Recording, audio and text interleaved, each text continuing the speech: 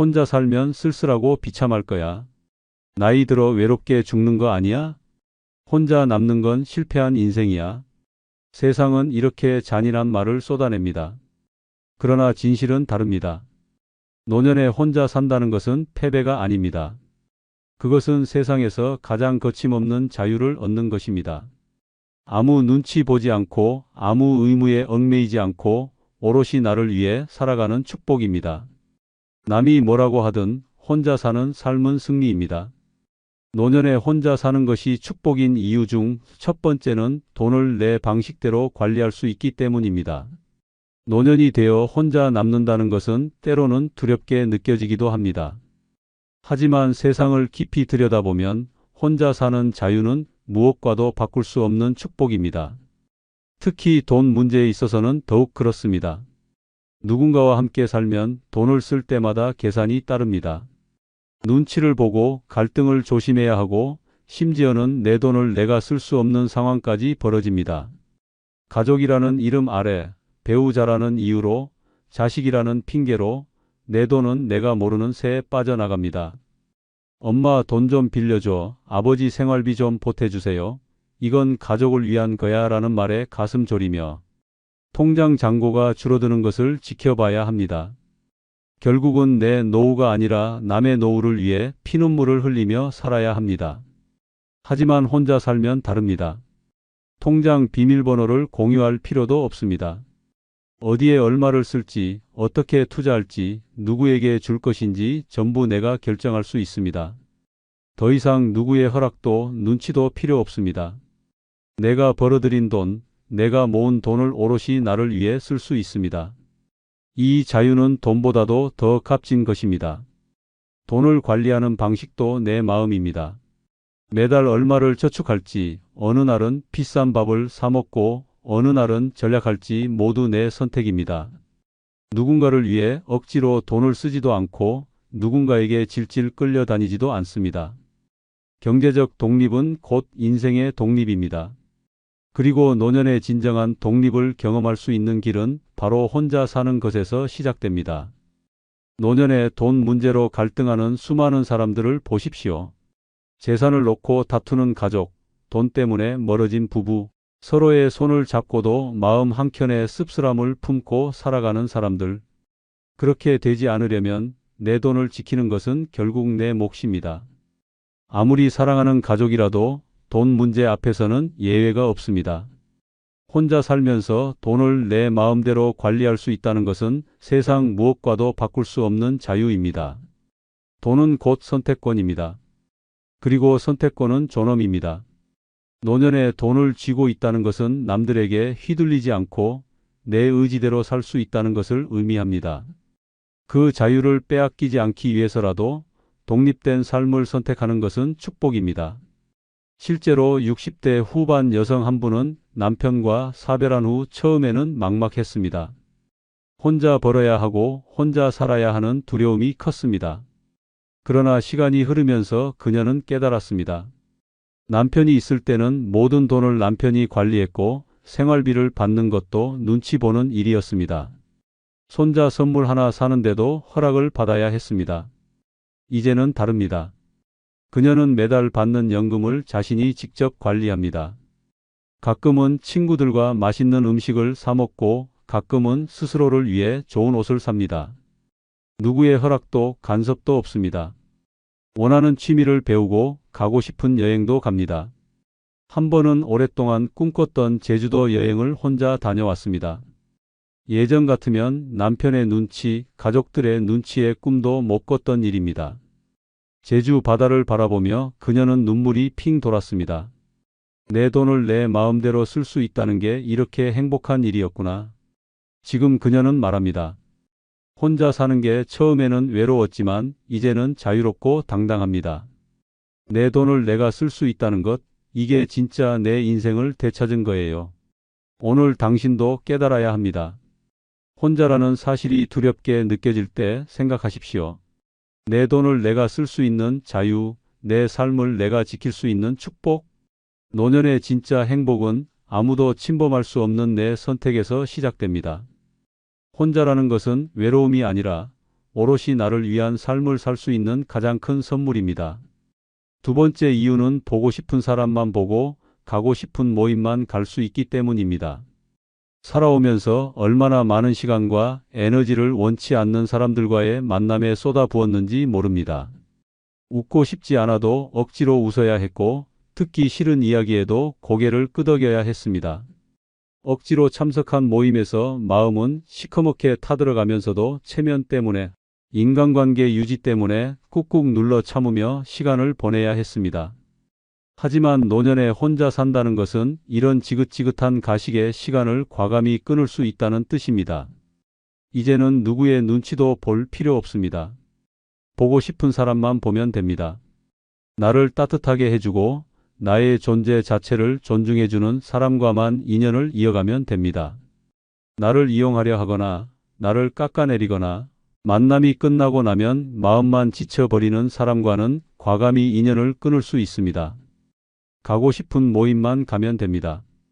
억지로 끌려가야 하는 모임, 속마음을 숨기고 웃어야 하는 자리, 끝나고 나면 허탈감만 남는 모임에 더 이상 나를 희생하지 않아도 됩니다. 좋아하는 사람들과 좋아하는 대화 속에 있는 시간이야말로 노년에 진짜 필요한 행복입니다. 혼자 산다는 것은 내 시간과 감정을 지키는 가장 강력한 무기입니다. 누구의 강요도 없이 누구의 기대도 짊어지지 않고 내 삶을 스스로 선택할 수 있습니다. 진심으로 반가운 얼굴을 보고 마음 편히 웃을 수 있는 모임에만 나가는 것. 그 작은 선택 하나가 노년의 품격을 완전히 바꿔놓습니다. 억지로 이어가는 인간관계는 결국 독이 됩니다. 허울뿐인 모임은 외로움을 달래주지 못합니다. 오히려 마음을 더 공허하게 만들고 끝없는 허탈감을 안깁니다. 사랑도 우정도 결국은 마음이 편안해야 의미가 있습니다. 마음을 불편하게 하는 인연을 끌어안는 것은 자해와도 같습니다. 노년에 혼자 산다는 것은 이 모든 쓸데없는 관계를 과감히 끊어낼 수 있는 용기를 줍니다. 마음이 가는 사람과만 만나고 마음이 가는 모임에만 참석하는 자유. 그 자유는 세상이 줄 수 없는 가장 값진 선물입니다. 누구도 대신 살아줄 수 없는 내 인생, 이제는 억지로 채우지 말고 진심으로 채워야 합니다. 실제로 70대 초반 여성 한 분은 남편과 자식들 모두 독립하고 난 뒤 혼자 살게 되었습니다. 처음에는 외로울까봐 두려웠습니다. 그래서 예전 친구들이 주최하는 모임에 빠짐없이 참석했습니다. 하지만 그 모임은 시기와 험담이 난무하는 자리였습니다. 듣고 싶지도 않은 이야기들을 억지로 들으며 웃어야 했고 집에 돌아오면 항상 허탈하고 기분이 나빴습니다. 어느 날 그녀는 스스로에게 물었습니다. 나는 왜 여기에 억지로 끌려다니고 있는 걸까? 그날 이후 그녀는 과감히 모임을 끊었습니다. 대신 그녀는 동네 도서관에서 열린 독서 모임에 참가했습니다. 처음 보는 사람들이었지만 책을 이야기하고 삶을 나누는 시간이 얼마나 따뜻하고 의미 있었는지 몰랐습니다. 그녀는 말합니다. 억지로 웃던 시간 대신 진심으로 웃는 시간을 선택했어요. 그리고 그 선택이 내 노년을 완전히 바꿨습니다. 지금 그녀는 진심이 오가는 소수의 친구들과 가끔 만나 차를 마시고 가고 싶은 모임만 골라서 참석합니다. 마음이 편하고 웃음이 끊이지 않는 인생, 그것이 진짜 행복이라는 걸 이제야 깨달았다고 말합니다. 오늘 당신도 결심해야 합니다. 노년에 혼자 산다는 것은 마음 편한 사람과만 함께하고 마음 편한 자리에만 나가는 자유를 얻는 것입니다. 억지로, 눈치로, 체면으로 이어가는 인생을 이제는 끝내야 합니다. 진짜 당신이 원하는 사람과 진짜 당신이 웃을 수 있는 자리에만 시간을 쓰십시오. 그것이야말로 노년의 삶을 가장 빛나게 하는 진짜 축복입니다. 세 번째는 눈치 보지 않고 기분 내키는 대로 행동할 수 있기 때문입니다. 평생을 눈치 보며 살았습니다. 부모의 눈치를 보고 배우자의 눈치를 보고 자식들의 눈치까지 살피며 내 인생을 뒷전으로 밀어왔습니다. 하고 싶은 말도 삼키고 가고 싶은 곳도 포기하고 웃고 싶지 않은데도 억지로 웃어야 했습니다. 그렇게 하루하루를 쌓아 올리며 결국 내 삶은 남의 기대와 시선 속에 갇혀버렸습니다. 하지만 노년에 혼자 산다는 것은 이 모든 억압에서 벗어나는 자유를 의미합니다. 이제는 눈치를 볼 필요가 없습니다. 아무도 내 행동을 평가하지 않습니다. 아무도 내 선택에 간섭하지 않습니다.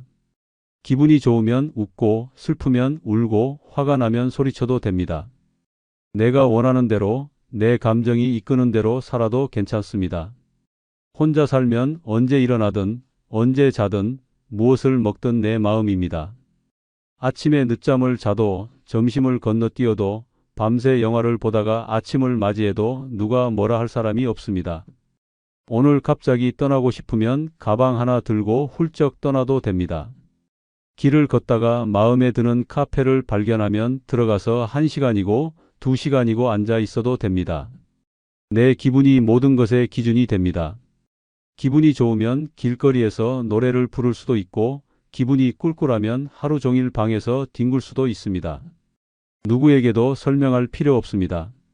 누구에게도 이해받으려 애쓸 필요 없습니다. 나는 나 하나만 신경 쓰면 됩니다. 눈치를 보지 않고 산다는 것은 단순한 자유가 아닙니다. 그것은 잃어버렸던 나를 되찾는 일입니다. 내 안의 작은 목소리에 다시 귀를 기울이고 내 마음이 가리키는 방향으로 한 걸음씩 내딛는 일입니다. 이 작은 자유가 삶을 얼마나 풍요롭게 만드는지 처음 경험해보면 온몸으로 느끼게 됩니다. 눈치 보며 살다 보면 결국 내 인생은 남의 인생이 됩니다. 내가 웃고 울고 행복해야 할 순간들을 남의 기대와 눈치 때문에 잃어버리게 됩니다. 이제는 그만두어야 합니다. 내 기분에 솔직하게 살아야 합니다. 내 감정에 충실하게 살아야 합니다. 그럴 때 비로소 노년은 다시 살아 숨쉬는 시간이 됩니다. 실제로 70대 초반 남성 한 분은 평생 가족의 기대에 맞추어 살아왔습니다. 대학을 선택할 때도, 직장을 고를 때도, 결혼할 때도 오롯이 자신의 선택은 없었습니다. 심지어 은퇴 후에도 자식들의 눈치를 보며 자신의 시간을 마음껏 쓰지 못했습니다. 그러다 배우자가 세상을 떠나고 자식들도 모두 독립한 후 그는 혼자가 되었습니다. 처음에는 막막했습니다. 그러나 점차 깨달았습니다. 이제는 나를 위해 살아야 한다고. 그는 아침에 일어나고 싶은 시간에 일어났습니다. 점심때 산책을 하다가 마음에 드는 골목길을 발견하면 아무 계획 없이 걸었습니다. 어느 날은 갑자기 바다가 보고 싶어져 무작정 기차를 타고 떠났습니다. 밤새 영화를 보고 아침에 라면을 끓여 먹는 날도 있었습니다. 이 모든 것이 너무나 자유로웠습니다. 누구의 눈치도 누구의 허락도 필요 없었습니다. 지금 그는 말합니다. 내가 이렇게 살 줄 몰랐어요. 평생 남 눈치만 보다가 이제서야 진짜 내 인생을 살고 있습니다. 오늘 당신도 결심해야 합니다. 더 이상 남을 위해 살지 말고 더 이상 남의 시선에 갇히지 마십시오. 노년에 혼자 산다는 것은 내 기분에 솔직해질 수 있는 가장 소중한 선물입니다. 당신의 하루하루를 오직 당신의 마음이 이끄는 대로 채워 가십시오. 그것이야말로 진짜 살아있는 인생이고 노년에 주어진 가장 위대한 축복입니다. 네 번째 이유는 생활 패턴을 내 마음대로 조절할 수 있기 때문입니다. 젊은 시절에는 가족을 위해, 사회를 위해 남이 정해놓은 시간표에 맞춰 억지로 살아야 했습니다. 새벽같이 일어나 출근 준비를 하고 맞지도 않는 회식 자리에 억지로 웃으며 앉아야 했습니다. 아이들 밥 챙기고 학교 행사에 끌려다니고 내 하루는 단 한순간도 내 것이 아니었습니다. 누군가의 요구에 끊임없이 끌려다니며 나의 시간, 나의 생활 패턴은 철저히 무너졌습니다. 그러나 노년에 혼자 살게 되면 세상이 달라집니다. 더 이상 남에게 맞출 필요가 없습니다. 아침에 몇 시에 일어날지, 점심을 몇 시에 먹을지, 밤에 몇 시에 잘지 모두 내 마음입니다. 늦게 일어나고 싶으면 눈치 볼 것 없이 늦잠을 자고 새벽까지 책을 읽고 싶으면 마음껏 읽을 수 있습니다. 식사를 거르고 싶을 때는 거르고 두 끼를 몰아서 먹고 싶으면 그렇게 하면 됩니다. 아무도 잔소리하지 않고 아무도 참견하지 않습니다. 혼자 산다는 것은 내 몸과 내 마음의 리듬을 오롯이 존중할 수 있다는 의미입니다. 세상이 정해놓은 시간에 끌려다니는 노예가 아니라 나만의 시간을 창조하는 주인이 될 수 있습니다. 내 몸이 원하는 대로, 내 마음이 편한 대로 하루를 디자인할 수 있는 자유. 이 자유는 돈으로 살 수 없는 값진 것입니다. 생활 패턴을 내 마음대로 조절할 수 있다는 것은 단순히 게으름을 피울 수 있다는 뜻이 아닙니다. 그것은 내 삶을 존중하고 내 존재를 인정하는 가장 중요한 방식입니다. 늙었다고 해서 무조건 아침 일찍 일어나야 한다는 고정관념을 버리고 누구와도 비교하지 않고 오로지 나만의 리듬에 맞춰 사는 것. 그것이야말로 진짜 어른다운 삶입니다. 세상은 말합니다. 노인은 규칙적으로 살아야 해. 그러나 진짜 중요한 것은 나의 리듬에 맞춰 살아가는 것입니다. 몸이 피곤하면 푹 쉬고 에너지가 넘치면 밤새 무언가를 해도 괜찮습니다. 내 몸이 내는 신호에 귀 기울이고 내 마음이 원하는 흐름을 따라가는 것이 노년에 누릴 수 있는 최고의 특권입니다. 억지로 아침형 인간이 되려고 애쓰지 않아도 됩니다. 억지로 일찍 자려고 괴로워하지 않아도 됩니다. 사회가 정해놓은 기준을 따라가느라 스트레스 받을 필요도 없습니다. 이제는 내 삶의 리듬을 내가 결정할 수 있습니다. 이것이야말로 진짜 축복입니다.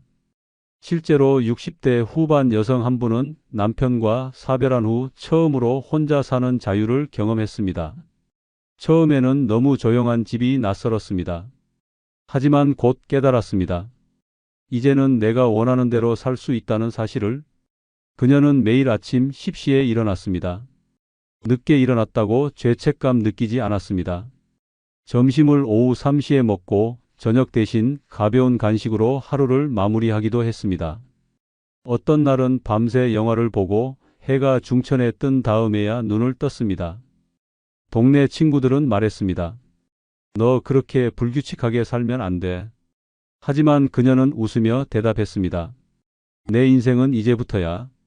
내가 좋아하는 방식으로 살 거야.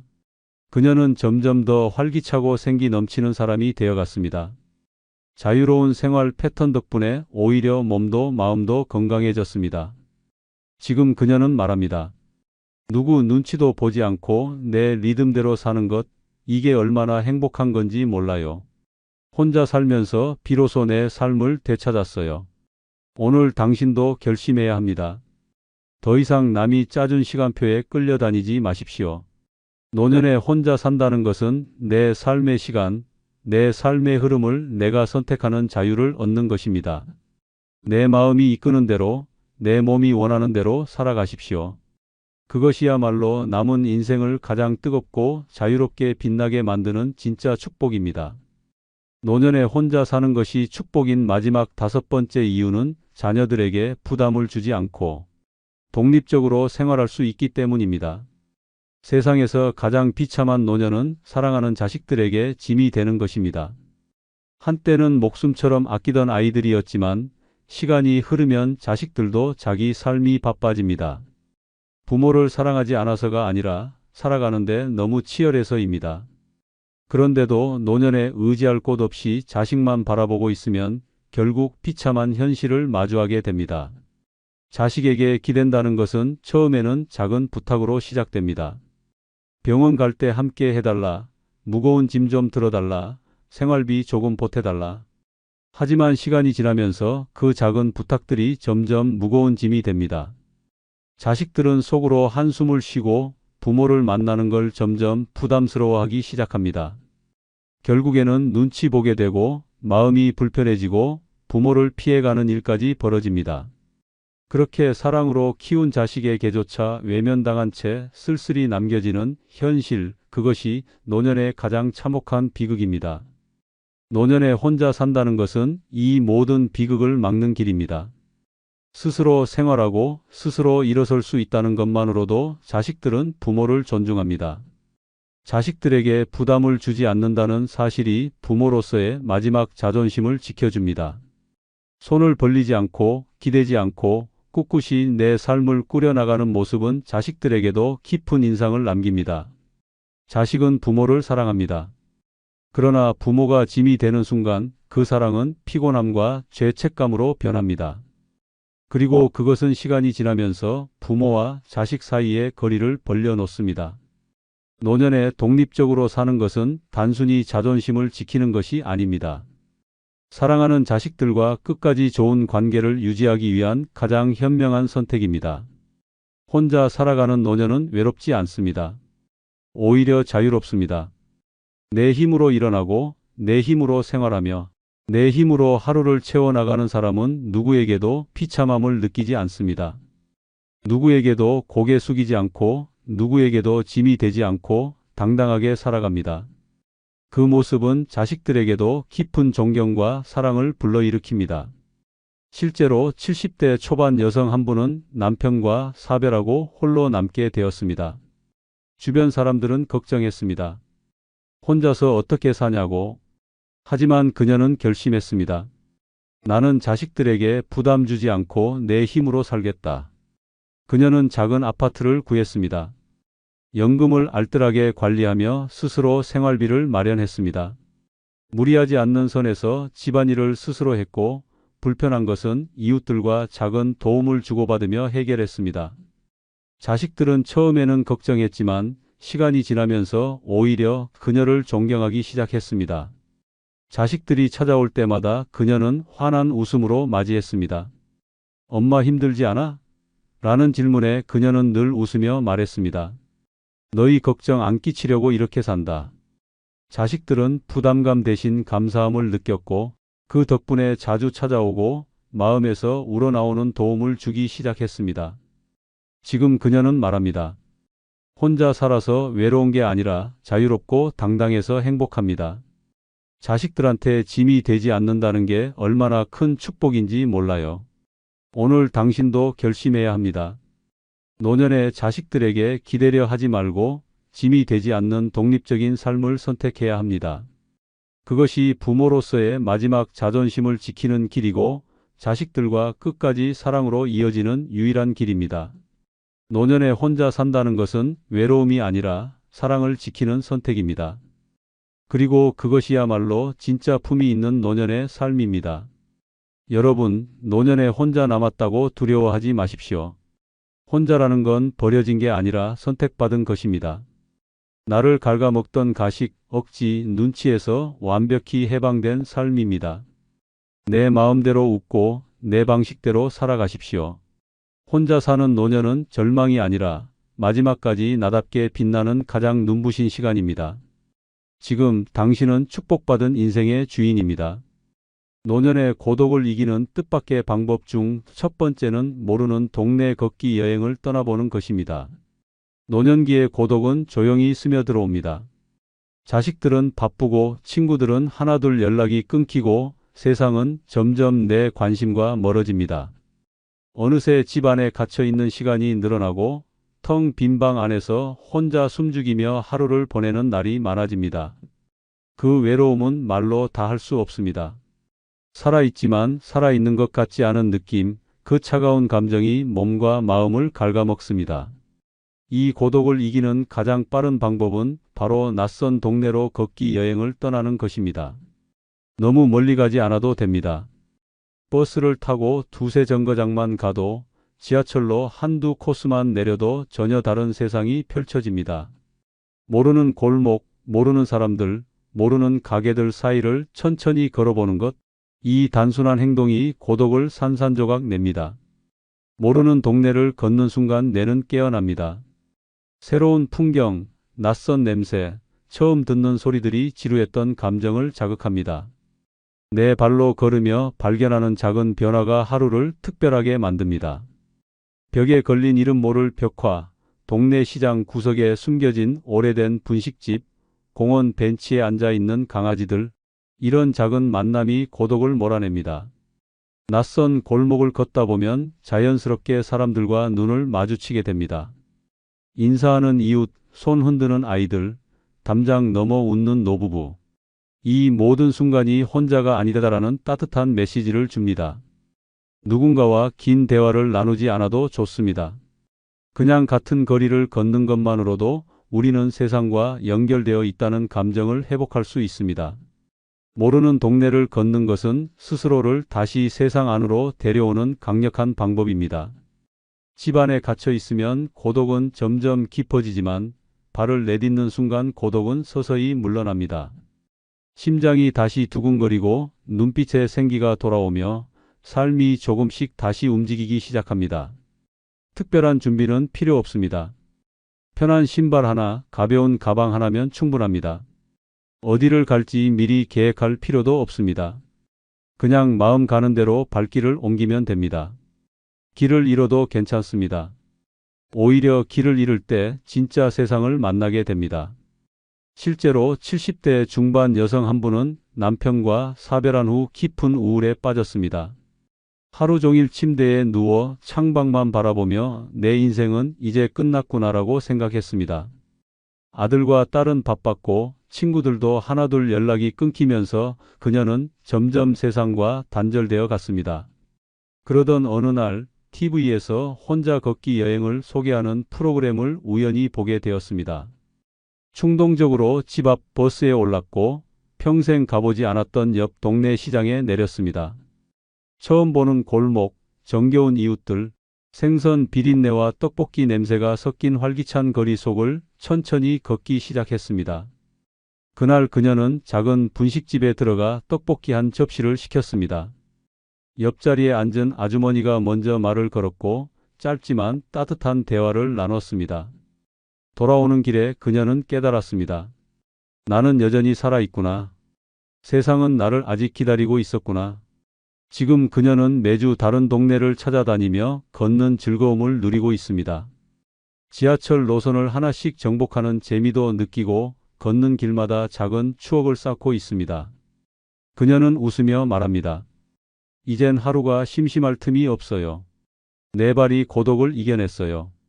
오늘 당신도 모르는 동네로 걸어가야 합니다. 두려워할 필요 없습니다. 한 걸음 내디디는 순간 세상은 다시 당신 곁으로 다가옵니다. 고독을 부수는 가장 강력한 무기는 바로 당신의 발입니다.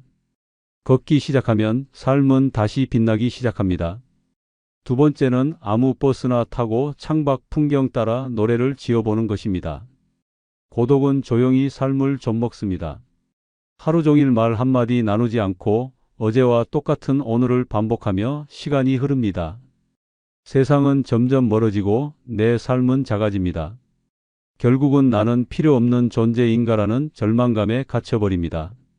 그렇게 영혼이 천천히 말라가다가 어느 순간 몸까지 굳어버립니다. 이 지독한 고독을 깨는 가장 기발한 방법이 있습니다. 바로 아무 버스나 타고 창밖을 바라보며 즉흥적으로 노래를 지어보는 것입니다. 거창한 노래가 아닙니다.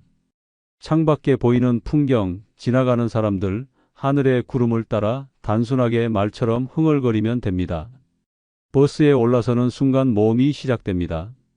어디로 가는지, 어떤 풍경이 펼쳐질지 모르는 설렘이 심장을 뛰게 합니다. 버스 창문 너머로 스치는 낯선 거리, 사람들의 표정, 흔들리는 나뭇잎 하나까지 모두 내 노래의 가사가 됩니다. 노래는 엉성해도 좋습니다. 박자는 틀려도 좋습니다. 중요한 것은 세상과 내가 다시 연결되고 있다는 사실입니다. 창밖을 보며 노래를 부르는 순간 뇌는 활발히 움직입니다. 감정은 터지고 상상력은 살아나고 굳어있던 마음이 물처럼 흐르기 시작합니다. 무엇보다 중요한 것은 이 순간 내가 고독이라는 감옥에서 빠져나왔다는 것입니다. 혼자라는 생각도 외롭다는 감정도 버스 안에서는 사라집니다. 사람들 틈에서 나만의 노래를 흥얼거리는 그 순간 나는 다시 살아있는 존재가 됩니다. 울컥 솟아오르는 감정에 따라 노래가 달라지고 슬펐다가 웃게 되고 웃었다가 눈물이 핑 돌기도 합니다. 그 모든 감정이 진짜 내 인생의 노래가 됩니다. 특별한 기술은 필요 없습니다. 가사도 멜로디도 틀려도 괜찮습니다. 그냥 버스 안, 그 흔들리는 좌석 위에서 마음 가는 대로 노래하면 됩니다. 중요한 것은 지금 숨 쉬고 있다는 것, 그리고 세상과 함께 움직이고 있다는 사실입니다. 실제로 60대 후반 남성 한 분은 은퇴 후 극심한 고독을 겪었습니다. 직장 동료들과의 연락도 끊기고 자식들도 바빠져 하루 종일 혼자 지내는 시간이 길어졌습니다. 하루 종일 TV만 보던 그는 어느 날 문득 이러다 정말 죽을 것 같다고 느꼈습니다. 그때 그는 우연히 버스 정류장에서 아무 버스나 타자고 결심했습니다. 급하게 올라탄 버스는 생전 처음 가보는 동네로 향했습니다.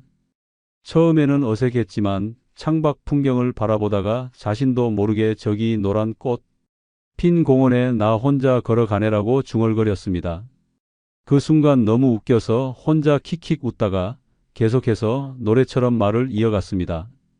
빨간 지붕집 아래 강아지가 짖네. 내 마음도 따라 짖네. 푸른 하늘 구름 지나가네. 내 시름도 따라 흘러가네.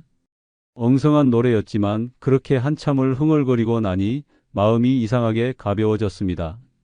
도착한 곳은 작은 재래시장이었고 그는 시장 구경을 하며 길거리 어묵도 사 먹고 사람들 틈에 섞여 웃으며 걸었습니다. 그는 집에 돌아와 말했습니다. 오늘은 내가 오늘을 제대로 산 것 같다. 지금 그는 일주일에 한 번씩 아무 버스를 타고 노래하는 버릇이 생겼습니다. 그게 어느새 고독을 이기는 최고의 비결이 되었습니다. 오늘 당신도 버스 정류장으로 나가야 합니다. 어디로 가는지 모르는 버스를 타고 마음 가는 대로 노래를 흥얼거려야 합니다. 세상은 여전히 넓고 인생은 아직 끝나지 않았습니다. 고독은 당신의 노래 앞에 조용히 무릎 꿇게 될 것입니다. 노년의 고독을 이기는 뜻밖의 방법 중 세 번째는 나를 위해 기꺼이 돈을 쓰겠다는 생각이 외로움을 이겨내는 시작입니다. 노년에 접어들면 사람들은 이상할 만큼 돈을 움켜쥡니다. 살아온 세월 동안 아끼고 또 아끼는 습관이 몸에 밴 탓입니다. 혹시라도 다칠까, 혹시라도 아플까, 자식들에게 짐이 될까 두려워하며 통장을 꽉 쥐고 살아갑니다. 하지만 그렇게 움켜쥔 돈은 당신을 지켜주지 않습니다. 오히려 외로움과 두려움은 점점 깊어집니다. 돈은 쌓이는 순간 아무 힘이 없습니다. 사용하는 순간에만 생명력을 가집니다. 지금 당신이 해야 할 일은 단 하나입니다. 나를 위해 기꺼이 돈을 쓰겠다고 결심하는 것입니다. 나 자신을 위해 따뜻한 밥을 사 먹고 즐거운 공연을 보고 오래 꿈꾸던 취미를 시작하는데 돈을 써야 합니다. 통장 속 숫자를 지키겠다고 홀로 침묵 속에 파묻혀가는 인생보다 웃고 즐기며 오늘을 사는 인생이 훨씬 더 값집니다. 외로움을 이기는 시작은 나를 소중히 여기는 데서 시작합니다. 나를 사랑하지 않는 사람이 외로움을 이길 수는 없습니다. 스스로를 위해 돈을 쓰는 것은 나는 소중하다는 선언입니다. 그 선언이 내 마음을 일으켜 세우고 고독이라는 괴물과 맞설 힘을 줍니다. 한 번 지갑을 열 때마다 삶은 조금씩 따뜻해집니다. 서점에서 책 한 권을 사는 것, 카페에서 커피 한 잔을 마시는 것, 공방에서 작은 도자기를 만드는 것, 모두가 내 삶의 온기를 불어넣는 소중한 행위입니다. 나를 위해 기꺼이 돈을 쓰겠다는 결심은 단순한 소비가 아닙니다. 그것은 살아있겠다는 강력한 의지입니다. 남을 위해서만 돈을 쓰고 정작 자신에게는 인색했던 삶을 이제는 뒤집어야 합니다. 남의 눈치 보지 말고 자식들의 눈총에 주눅 들지 말고 내가 웃기 위해, 내가 행복하기 위해 당당히 돈을 써야 합니다. 세상 누구보다 내가 소중하기 때문입니다. 돈은 나를 위해 쓸 때 진짜 힘을 발휘합니다. 움켜쥐는 순간 돈은 차가워지지만 나를 위해 쓰는 순간 돈은 따뜻해집니다. 그 온기가 외로움을 몰아내고 다시 삶을 빛나게 합니다. 지금 당신에게 필요한 건 통장 숫자가 아니라 따뜻한 하루를 만들어줄 작은 용기입니다. 실제로 60대 후반 여성 한 분은 평생을 가족만을 위해 살아왔습니다. 남편, 자식, 손주들에게 필요한 건 아낌없이 내어줬지만 정작 자신을 위해 돈을 쓴 적은 거의 없었습니다. 은퇴 후에는 더욱 움츠러들어 하루하루를 적금처럼 아껴 살았습니다. 그러나 마음 한구석은 점점 더 허전해졌습니다. 그러던 어느 날 친구의 권유로 작은 공방 체험을 하게 되었습니다. 값비싼 것도 아니었지만 처음에는 내가 이런 데 돈을 써도 될까 하는 죄책감이 들었습니다. 그러나 도자기 하나를 완성하고 나니 눈물이 핑 돌았습니다. 나를 위해 무언가를 해본 게 몇십 년 만인가라는 생각이 들었기 때문입니다. 그날 이후 그녀는 매달 한 번 자신을 위한 시간을 만들기로 결심했습니다. 가끔은 카페에서 커피를 마시고 가끔은 영화관에 혼자 가서 영화를 봤습니다. 그리고 가장 큰 변화는 스스로를 소중히 여기는 마음이 생겼다는 것입니다. 외로움은 점점 멀어지고 하루하루가 살아있는 느낌으로 채워졌습니다. 지금 그녀는 말합니다. 돈이 나를 구했어요. 내가 나에게 돈을 쓰기 시작한 날, 삶이 다시 시작됐어요. 오늘 당신도 결심해야 합니다. 움켜진 손을 펴고 나를 위해 기꺼이 돈을 써야 합니다. 고독을 이기는 시작은 나를 사랑하는 데서 시작됩니다. 당신 자신을 위해 당당히 따뜻하게 지갑을 여십시오.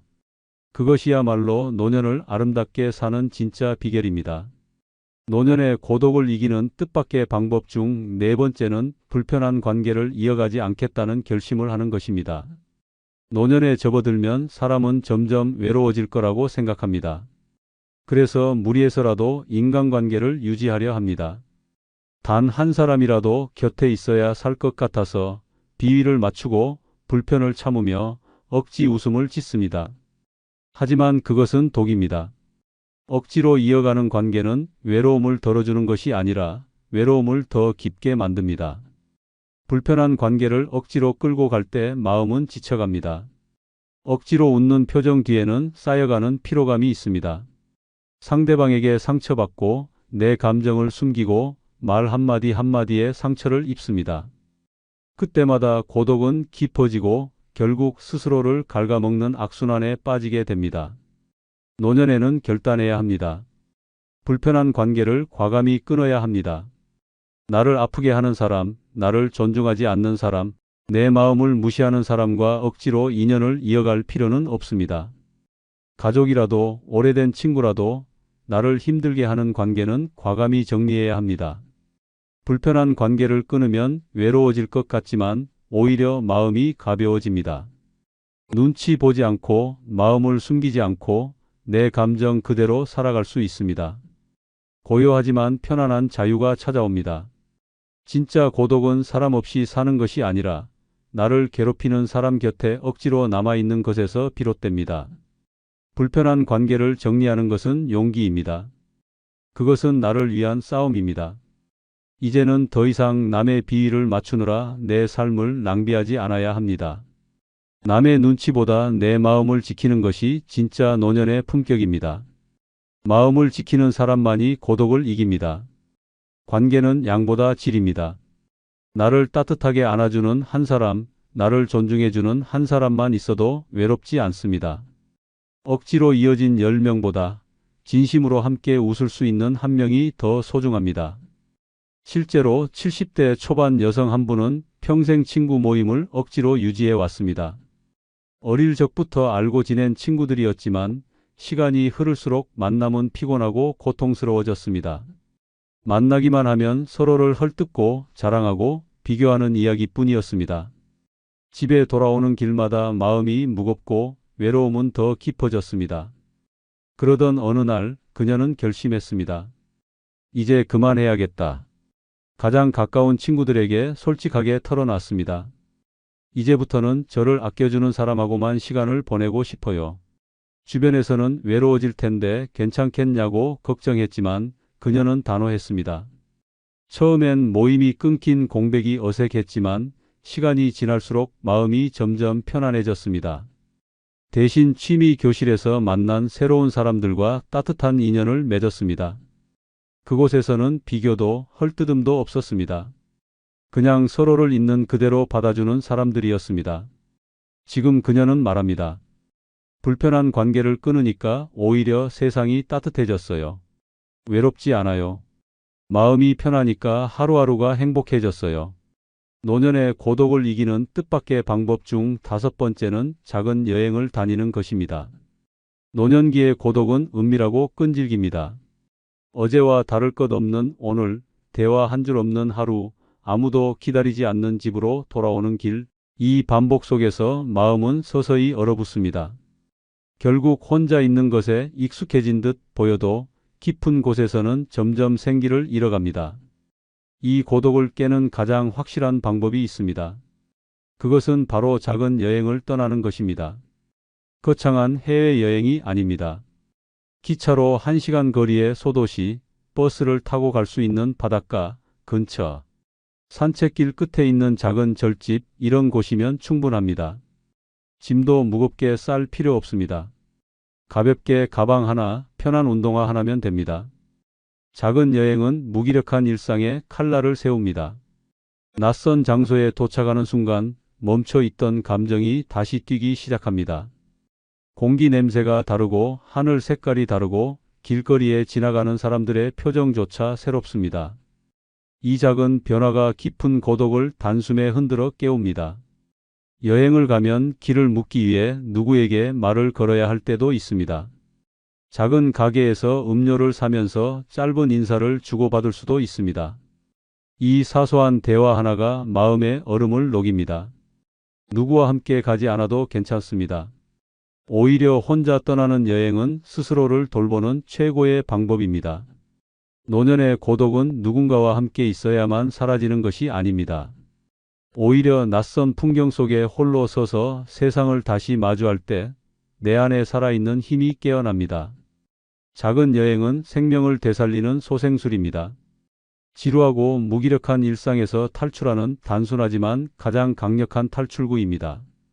가까운 바닷가에 가서 모래사장을 걷거나 작은 시골 마을에 들러 오래된 돌담길을 따라 걸어보는 것, 이런 것들이 마음에 놀라운 변화를 일으킵니다.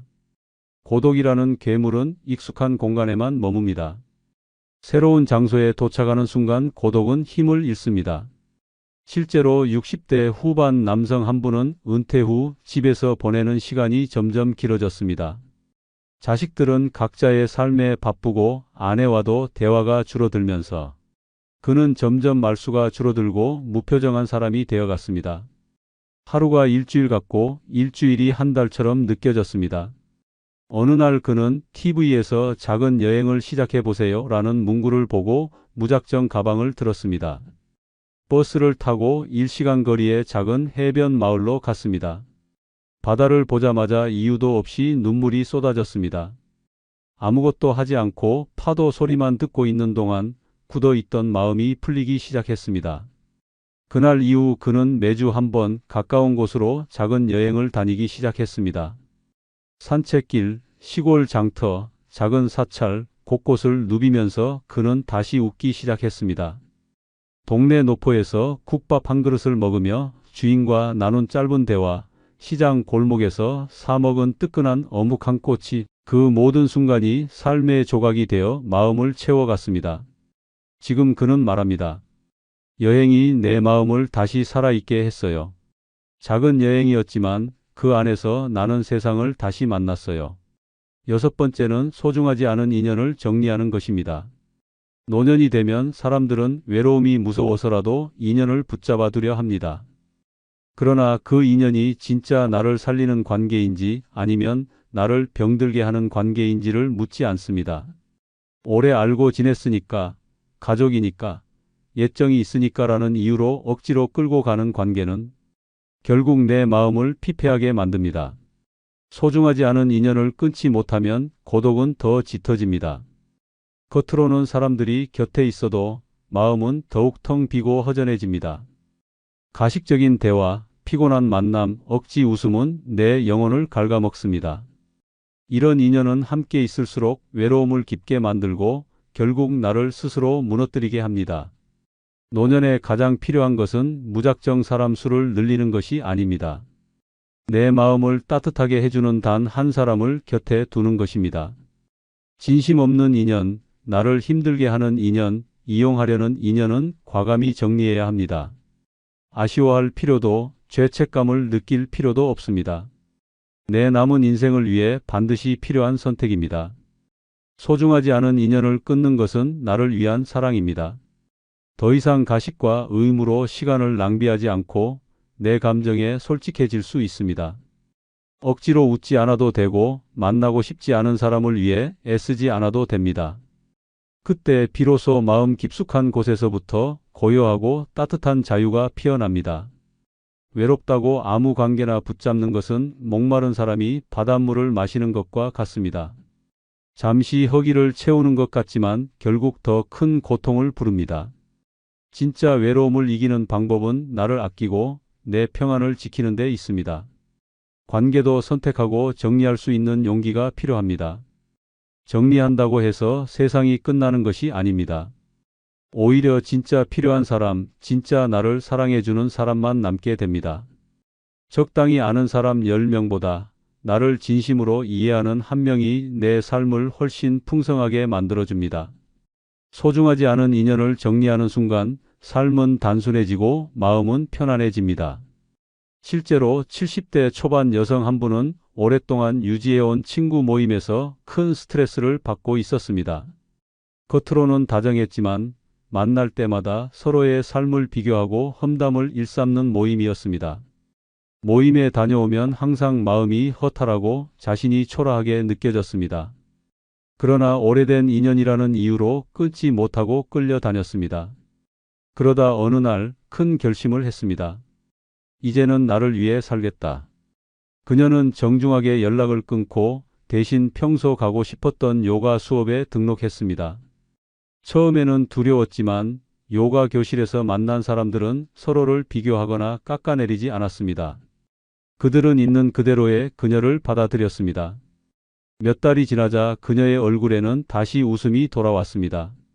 건강도 좋아지고 마음도 편안해졌습니다. 무엇보다 억지로 인연을 끌어안던 과거의 자신을 후회했습니다. 지금 그녀는 말합니다. 사람이 많다고 외롭지 않은 게 아니었어요. 내 마음을 따뜻하게 해주는 사람만 남기니까 오히려 외로움이 사라졌어요. 오늘 당신도 결단해야 합니다. 외로움을 진짜로 이기는 방법은 억지로 사람을 붙잡는 것이 아니라 나를 지키는 선택을 하는 데 있습니다. 노년기에 접어든 지금 우리가 무심코 먹는 음식 한 입이 당신의 수명을 단축시키고 있다는 사실을 알고 계십니까? 달콤하거나 바삭한 그 맛 뒤에는 심장을 멎게 하고 간을 망가뜨리며 삶의 마지막 시간을 앞당기는 침묵의 살인자들이 숨어 있습니다. 지금 당장 식탁을 점검해야 합니다. 그럼 시작하겠습니다. 노년의 수명을 빠르게 단축시키는 7가지 음식 중 첫 번째는 베이컨, 햄, 소시지, 핫도그와 같은 가공육입니다. 가공육은 노년기의 생명을 위협하는 시한폭탄과도 같은 존재입니다. 베이컨, 햄, 소시지, 핫도그와 같은 가공육은 단지 맛있는 음식이 아니라 우리 몸속에서 암을 키우는 독성물질의 덩어리입니다. 이들 식품에는 보존을 위한 질산염과 아질산염이라는 화학물질이 포함되어 있으며 이는 체내에서 강력한 발암물질인 니트로사민으로 변합니다. 국제암연구소는 가공육을 사람에게 발암 가능성이 확실한 1군 발암물질로 분류하였습니다. 이는 흡연, 성면, 방사능과 같은 수준의 치명적인 위험성을 지닌다는 의미입니다. 가공육은 단 한 조각이라도 섭취할 경우 대장암의 위험을 눈에 띄게 증가시킵니다. 하버드 공중보건대학원의 연구에 따르면 매일 50g의 가공육을 섭취하면 조기 사망 위험이 무려 20%까지 치솟는 것으로 나타났습니다. 가공육에 들어있는 염분과 포화지방은 혈압을 치솟게 하고 동맥을 딱딱하게 만들며 심장마비나 뇌졸중을 유발하는 직접적인 요인이 됩니다. 특히 노년기에 접어들면서 신체의 대사 능력이 떨어지고 면역체계가 약화되기 때문에 가공육의 해악은 훨씬 더 치명적으로 작용합니다. 하루하루 쌓여가는 독소는 몸속 장기 곳곳을 공격하며 노화를 가속화하고 각종 만성질환을 유발하는 원인이 됩니다. 이처럼 가공육은 단순히 식욕을 자극하는 음식이 아니라 당신의 건강을 은밀히 좀먹는 식탁 위의 암살자입니다. 그 위험성은 이미 수많은 학술지와 연구기관에서 경고하고 있으며 세계보건기구 역시 가공육 섭취를 가능한 한 줄일 것을 강력하게 권고하고 있습니다. 많은 사람들이 그저 익숙하고 간편하다는 이유로 가공육을 선택하지만 그 선택의 대가는 때로는 생명으로 돌아올 수 있습니다. 노년기의 건강을 지키고 싶다면 지금 당장 냉장고 속 가공육부터 비워내는 것이 가장 시급한 조치입니다. 60대 후반의 한 남성은 평생을 바쁘게 일하며 살아온 전형적인 한국의 가장이었습니다. 그는 매일 아침 식사 대신 편의점에서 구입한 햄버거나 소시지를 먹었고 저녁에는 소주와 함께 삼겹살 대신 훈제 베이컨을 즐겼습니다. 그의 생활은 규칙적이었지만 그 식단은 조용히 그의 생명을 갉아먹고 있었습니다. 어느 날 갑작스러운 복통으로 병원을 찾았고 의사는 대장 내시경 결과를 보고 말을 잃었습니다. 사기 대장암, 이미 간으로 전이된 상태였습니다. 담담하게 진단을 받아든 그는 의사에게 물었습니다. 왜 내가 이런 병에 걸린 겁니까? 의사의 대답은 차가웠습니다. 가공육 섭취가 원인일 가능성이 큽니다. 그제야 그는 매일 아침 무심코 삼켰던 소시지와 햄이 죽음의 씨앗이었음을 깨달았습니다. 그는 1년을 채 넘기지 못하고 세상을 떠났습니다. 그의 가족은 아직도 냉장고에 남아있던 베이컨 팩을 버리지 못한 채 눈물을 흘립니다. 이것이 가공육이 남긴 참혹한 현실입니다. 식사의 편리함 뒤에는 때로 되돌릴 수 없는 비극이 숨어 있습니다. 지금 당신의 식탁은 안전하십니까? 수명을 빠르게 단축시키는 두 번째 음식은 당분이 지나치게 많은 탄산음료입니다. 탄산음료는 노년기의 건강을 갉아먹는 달콤한 독입니다. 겉보기엔 시원하고 청량한 기분을 주지만 그 이면에는 심장을 조여오고 혈관을 막아버리는 치명적인 독성 물질이 숨어 있습니다. 이 음료 한 잔 속에는 최대 10에서 15티스푼의 설탕이 들어 있으며 이는 하루 권장 섭취량을 훌쩍 넘기는 수준입니다. 특히 노년기에는 인슐린 분비 능력이 약해지고 대사 기능이 떨어지기 때문에 탄산음료는 치명적인 혈당 폭탄으로 작용합니다. 하버드 공중보건대학원 연구에 따르면 하루 한 캔 이상의 설탕, 첨가 음료를 섭취하는 사람은 심장병으로 인한 사망률이 31%까지 증가하며 2형 당뇨병 위험도 26%나 상승합니다. 2025년 미국 심장협회 보고서에서는 세계적으로 매년 34만 명이 설탕음료 관련 질병으로 사망하고 있다고 발표했습니다.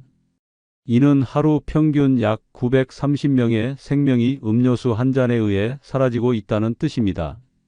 우리는 매일 무심코 선택한 음료가 결국 심장을 멎게 하고 생명을 단축시키는 잔혹한 선택일 수 있다는 점을 반드시 인식해야 합니다. 탄산음료에 포함된 액상과당은 간에 직접적으로 흡수되어 내장 지방을 빠르게 늘리고 지방간을 유발하며 간경화로까지 진행될 수 있습니다. 또한 이러한 음료는 식욕 조절 호르몬인 렙틴을 교란시켜 과식을 유도하고 결국 비만으로 이어집니다. 비만은 모든 만성질환의 근원이자 노화의 가속 페달입니다. 탄산음료는 단지 해로운 음료가 아닙니다. 그것은 당신의 몸을 망가뜨리는 화학적 공격이자 식탁 위에서 매일 벌어지는 무언의 학살입니다. 60대 후반의 김모 씨는 매일 아침 탄산음료로 하루를 시작했습니다. 커피보다 탄산이 상쾌하다며 물 대신 마셨고 가족들의 걱정도 무시한 채 그 습관을 수십 년간 유지했습니다. 그러던 어느 날 그는 갑작스러운 가슴 통증과 함께 쓰러졌고 병원 응급실로 실려갔습니다.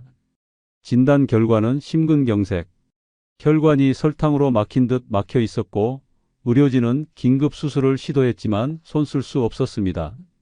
김 씨는 수술대 위에서 끝내 숨을 거두었습니다. 그의 냉장고에는 여전히 2리터짜리 탄산음료가 절반쯤 남아 있었습니다. 아내는 그 병을 쳐다보며 울부짖었습니다. 그게 그렇게 무서운 줄 알았으면 진작 버렸을 텐데. 이 한마디는 수많은 노년층에게 경고가 되어야 합니다. 탄산음료는 결코 가볍지 않습니다. 그것은 당신의 심장을 조여오는 달콤한 죽음입니다. 수명을 빠르게 단축시키는 세 번째 음식은 고카페인, 폭탄인 에너지 음료입니다. 겉보기에는 활력을 주는 음료처럼 보이지만 그 속에는 심장 박동 이상과 고혈압을 유발하는 치명적인 요소들이 숨어 있습니다. 특히 노년층에게는 이러한 음료가 수명을 단축시키는 직접적인 원인이 될 수 있습니다. 에너지 음료에는 일반적으로 300mg 이상의 카페인이 포함되어 있으며 이는 커피 한 잔의 3배에 해당하는 양입니다. 또한 당분 함량도 높아 한 캔에 50g 이상의 설탕이 들어있는 경우도 있습니다. 이러한 고카페인과 고당분의 조합은 심장 박동을 빠르게 하고 혈압을 상승시키며 심장에 과도한 부담을 줍니다. UC 데이비스 헬스의 연구에 따르면 에너지 음료를 섭취한 후 심장 세포의 기능이 변화하여 심장이 불규칙하게 뛰거나 빠르게 뛸 수 있다고 합니다. 또한 에너지 음료에 포함된 타우린과 구아라나 같은 성분은 카페인의 자극 효과를 증폭시켜 심장 박동 이상과 고혈압의 위험을 더욱 높입니다. 미국 심장협회의 연구에서는 에너지 음료를 섭취한 후 4시간 동안 심장의 전기 활동이 비정상적으로 변화하고 혈압이 상승하는 현상이 관찰되었습니다. 노년기에는 신체의 대사 능력이 저하되고 심혈관계의 탄력성이 감소하기 때문에 이러한 자극에 더욱 취약합니다. 에너지 음료의 지속적인 섭취는 심장질환, 고혈압, 뇌졸중 등의 위험을 증가시키며 이는 결국 수명의 단축으로 이어질 수 있습니다. 실제로 65세의 박모 씨는 매일 아침 에너지 음료를 마시는 습관을 가지고 있었습니다. 그는 피로를 극복하기 위해 에너지 음료를 선택했지만 어느 날 갑작스러운 가슴 통증과 호흡 곤란으로 병원에 실려갔습니다. 진단 결과는 심장 박동 이상과 고혈압이었습니다. 의사는 그의 에너지 음료 섭취 습관이 주요 원인 중 하나라고 판단하였습니다. 그는 치료를 받았지만 이미 심각한 상태였고 결국 몇 달 후 세상을 떠났습니다. 그의 가족은 그가 매일 마시던 에너지 음료를 보며 깊은 후회를 느꼈습니다. 그저 피곤해서 마셨을 뿐인데 왜 그게 생명을 앗아간 거죠? 이 한마디는 수많은 노년층에게 경고가 되어야 합니다. 에너지 음료는 결코 가볍지 않습니다. 그것은 당신의 심장을 조여오는 고카페인 독약입니다. 에너지 음료의 섭취를 줄이고 건강한 식습관을 유지하는 것이 노년기의 건강을 지키는 데 중요합니다. 당신의 건강과 수명을 지키기 위해 오늘부터라도 에너지 음료를 멀리하시기 바랍니다. 수명을 빠르게 단축시키는 네 번째 음식은 튀김류입니다. 튀김류는 노년기의 건강을 위협하는 바삭한 독약입니다. 겉보기에는 바삭하고 고소한 맛으로 입맛을 돋우지만 그 속에는 건강을 해치는 치명적인 요소들이 숨어 있습니다. 특히 노년층에게는 이러한 음식이 수명을 단축시키는 직접적인 원인이 될 수 있습니다. 튀김류는 조리 과정에서 고온의 기름에 식품을 반복적으로 튀기게 되며 이 과정에서 발암물질인 아크릴 아마이드가 생성됩니다. 아크릴 아마이드는 세계보건기구 산하국제암연구소에서 인간에게 발암 가능성이 있는 물질로 분류하고 있습니다. 이 물질은 특히 감자튀김, 도넛, 치킨 등 고탄수화물 식품을 고온에서 조리할 때 많이 발생합니다. 또한 튀김류는 지방과 염분 함량이 높아 노화 촉진에 영향을 미칩니다. 지방의 과다 섭취는 체내 염증을 유발하고 이는 심혈관 질환, 당뇨병, 비만 등의 만성 질환으로 이어질 수 있습니다. 염분의 과다 섭취는 혈압을 상승시키고 신장 기능을 저하시켜 노년기의 건강을 더욱 악화시킵니다. 노년기에는 신체의 대사 능력이 저하되고 면역 체계가 약화되기 때문에 이러한 음식의 해악은 더욱 치명적입니다. 튀김류의 지속적인 섭취는 심장 질환, 고혈압, 뇌졸중 등의 위험을 증가시키며 이는 결국 수명의 단축으로 이어질 수 있습니다. 실제로 70세의 이모 씨는 매일 점심으로 튀김류를 즐겨 먹었습니다. 그는 바삭한 식감을 좋아했고 특별한 건강 문제 없이 지내왔습니다. 하지만 어느 날 갑작스러운 가슴 통증과 호흡 곤란으로 병원에 실려갔고 심장질환 진단을 받았습니다. 의사는 그의 튀김류 섭취 습관이 주요 원인 중 하나라고 판단하였습니다. 그는 치료를 받았지만 이미 심각한 상태였고 결국 몇 달 후 세상을 떠났습니다. 그의 가족은 그가 매일 먹던 튀김류를 보며 깊은 후회를 느꼈습니다. 그저 맛있어서 먹었을 뿐인데 왜 그게 생명을 앗아간 거죠? 이 한마디는 수많은 노년층에게 경고가 되어야 합니다. 튀김류는 결코 가볍지 않습니다. 그것은 당신의 건강을 조여오는 바삭한 독약입니다. 튀김류의 섭취를 줄이고 건강한 식습관을 유지하는 것이 노년기의 건강을 지키는 데 중요합니다. 당신의 건강과 수명을 지키기 위해 오늘부터라도 튀김류를 멀리하시기 바랍니다. 수명을 빠르게 단축시키는 5번째 음식은 포화지방과 당분이 많은 아이스크림입니다. 아이스크림은 노년기의 건강을 위협하는 달콤한 독약입니다. 겉보기에는 시원하고 부드러운 맛으로 입맛을 돋우지만 그 속에는 건강을 해치는 치명적인 요소들이 숨어 있습니다. 특히 노년층에게는 이러한 음식이 수명을 단축시키는 직접적인 원인이 될 수 있습니다. 아이스크림은 포화지방과 당분이 풍부하여 대사 건강에 해롭습니다. 포화지방은 혈중 저밀도 콜레스테롤 수치를 높여 심혈관 질환의 위험을 증가시키며 당분은 혈당을 급격히 상승시켜 인슐린 저항성을 유발합니다. 이러한 요소들은 노년기의 대사 기능 저하와 맞물려 건강을 더욱 악화시킵니다. 또한 아이스크림은 고칼로리 식품으로 과도한 섭취는 체중 증가와 비만으로 이어질 수 있습니다. 비만은 당뇨병, 고혈압, 심장병 등 다양한 만성 질환의 주요 원인 중 하나입니다. 노년기에는 체중 조절이 어려워지므로 이러한 음식의 섭취는 더욱 주의가 필요합니다. 실제로 68세의 김모 씨는 매일 저녁 아이스크림을 즐겨 먹었습니다. 그는 달콤한 맛에 중독되어 하루도 빠짐없이 아이스크림을 섭취했고 가족들의 걱정에도 불구하고 그 습관을 고치지 않았습니다. 그러던 어느 날 그는 갑작스러운 가슴 통증과 호흡 곤란으로 병원에 실려갔고 심장질환 진단을 받았습니다. 의사는 그의 아이스크림 섭취 습관이 주요 원인 중 하나라고 판단하였습니다.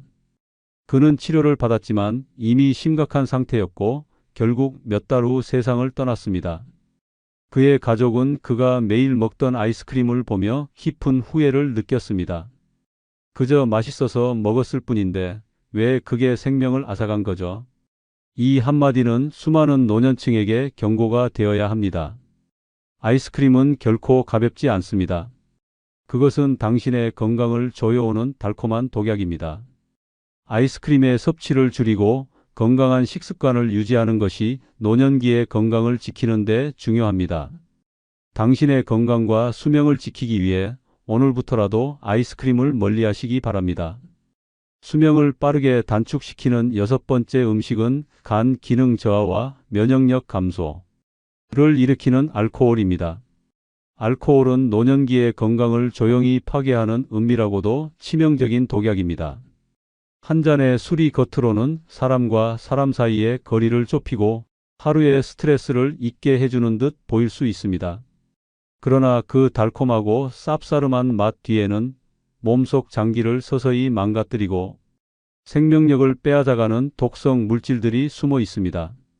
특히 노년층에게는 알코올이 단순한 기호식품이 아닌 수명을 앞당기는 지름길이 될 수 있다는 점을 절대 간과해서는 안 됩니다. 술이 체내로 들어오면 간은 즉시 그 독소를 해독하기 위해 과도한 부담을 떠안게 됩니다. 알코올이 분해되는 과정에서 생성되는 아세트알데히드는 간세포를 직접적으로 공격하고 손상시켜 간 기능을 점점 약화시킵니다. 시간이 지날수록 이 손상은 누적되어 간염으로 이어지고 치료 없이 방치될 경우 간경변이나 간암으로 발전할 수 있습니다. 이는 단순한 이론이 아니라 실제 수많은 사람들이 병원에서 직면하는 참혹한 현실입니다. 뿐만 아니라 알코올은 우리 몸의 면역 체계에도 심각한 타격을 입힙니다. 정상적인 면역 기능은 외부의 세균과 바이러스를 방어하는 역할을 하지만 과도한 음주는 면역 세포의 활동을 억제시키고 몸속 염증을 증가시켜 감염에 대한 저항력을 현저히 떨어뜨립니다. 상처 회복이 늦어지고 감기에 자주 걸리며 염증성 질환이 반복되는 것도 이 때문입니다. 이러한 문제들은 특히 체력이 저하된 노년기에 더욱 심각하게 나타나며 단순한 피로를 넘어 생명까지 위협하는 결과를 초래할 수 있습니다. 노년기의 간은 이미 기능이 예전 같지 않습니다. 알코올을 처리할 효율도 떨어지고 손상 회복 속도도 느립니다. 그럼에도 불구하고 많은 이들이 퇴직 후에 무료함이나 외로움, 혹은 오랜 습관 때문에 여전히 술을 곁에 두고 있습니다. 그러나 이런 선택은 단순한 음주가 아닌 생명을 갉아먹는 선택일 수 있습니다. 매일 저녁 텔레비전을 보며 들이키는 소주 한 잔이 몇 년 뒤 당신의 장례식장으로 이어질 수도 있다는 사실을 기억해야 합니다. 실제로 70세의 박모 씨는 매일 저녁 소주 한 병을 마시는 습관을 가지고 있었습니다. 그는 특별한 건강 문제 없이 지내왔지만 어느 날 갑작스러운 복통과 황달 증세로 병원을 찾았고 간경변 진단을 받았습니다. 의사는 그의 알코올 섭취 습관이 주요 원인 중 하나라고 판단하였습니다. 그는 치료를 받았지만 이미 심각한 상태였고 결국 몇 달 후 세상을 떠났습니다. 그의 가족은 그가 매일 마시던 소주 병을 보며 깊은 후회를 느꼈습니다. 그저 하루의 피로를 풀기 위해 마셨을 뿐인데 왜 그게 생명을 앗아간 거죠? 이 한마디는 수많은 노년층에게 경고가 되어야 합니다.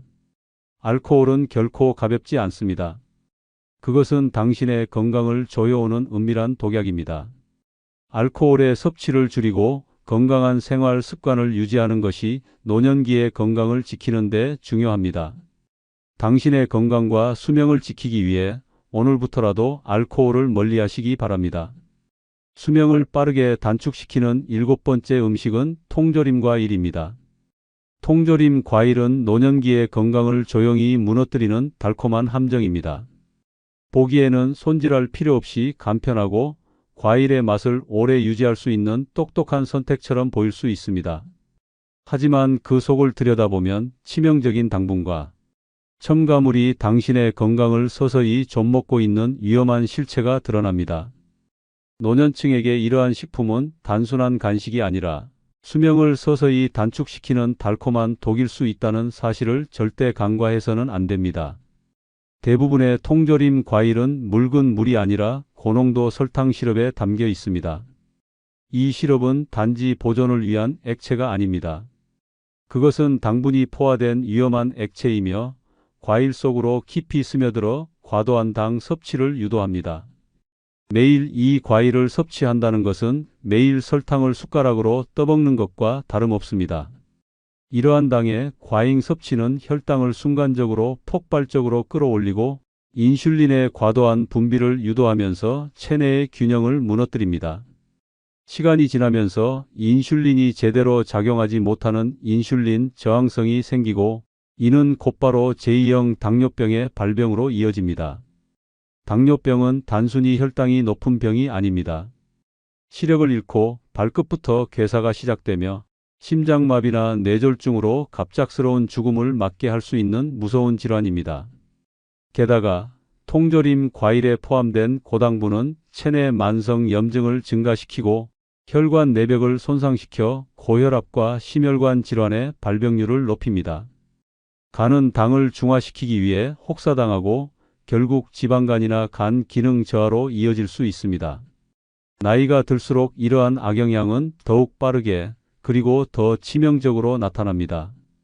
이러한 달콤한 습관 하나가 당신의 삶을 조금씩 하지만 분명히 무너뜨리고 있는 것입니다. 실제로 72세의 김모 씨는 매일 아침 통조림 복숭아를 섭취하는 습관을 가지고 있었습니다.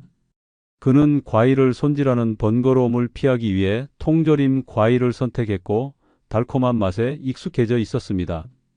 그러나 몇 년 후 그는 당뇨병과 고혈압 진단을 받았고 간 기능 저하로 인해 병원에 입원하게 되었습니다.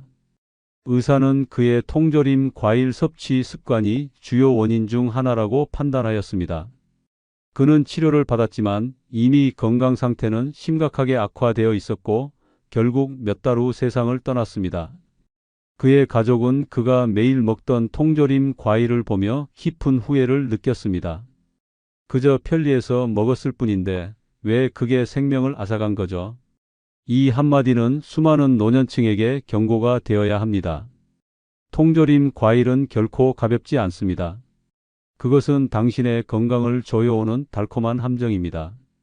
통조림 과일의 섭취를 줄이고 신선한 과일을 선택하는 것이 노년기의 건강을 지키는 데 중요합니다. 당신의 건강과 수명을 지키기 위해 오늘부터라도 통조림 과일을 멀리하시기 바랍니다. 이번 영상은 72세 박할머니가 10살 연하와 재혼하고 벌어진 드라마틱한 이야기를 들려드리겠습니다. 먼저 구독, 좋아요 부탁드립니다. 박할머니는 72세의 나이에 외로움과 싸우고 있었습니다. 남편과 사별한 지 오래, 자식들은 각자의 가정을 꾸리고 바쁘게 살다 보니 그녀의 하루는 점점 공허해졌습니다. TV를 켜면 온통 행복한 가족 이야기, 시장을 가면 노부부가 손을 잡고 걷는 모습이 유독 눈에 들어왔습니다. 나도 누군가와 함께 늙어갈 수 있다면 얼마나 좋을까? 외롭다는 감정이 깊어질수록 그녀의 마음 한편에는 다시 사랑을 꿈꾸고 싶은 욕망이 자라났습니다. 그렇게 시작된 재혼에 대한 고민. 하지만 주변의 반응은 싸늘했습니다. 이 나이에 무슨 재혼이야? 혼자가 편한 거지. 괜히 엉뚱한 사람 만나서 후회한다라는 말을 들으며 박할머니는 고민에 고민을 거듭했습니다. 그러나 외로움은 쉽게 사라지지 않았습니다. 그리고 운명처럼 찾아온 10살 어린 남자 정씨. 박할머니가 정씨를 처음 만난 건 우연 같았지만 어쩌면 필연이었을지도 모릅니다. 남편과 사별한 지 오래, 그녀의 일상은 점점 무채색으로 변해갔습니다. 매일 똑같은 시간에 일어나고 같은 음식을 먹고 같은 TV 프로그램을 보며 시간을 보내는 나날. 자식들은 각자의 가정에서 바쁘게 살고 있었고 연락은 점점 뜸해졌습니다. 그러던 어느 날 친구들과의 모임에서 누군가 농담처럼 말했습니다. 요즘 재혼하는 사람도 많다던데 우리도 한번 알아봐야 하는 거 아냐? 그 말에 박할머니는 피식 웃었지만 집으로 돌아가는 길에 문득 정말로 가능할까? 하는 생각이 스쳤습니다.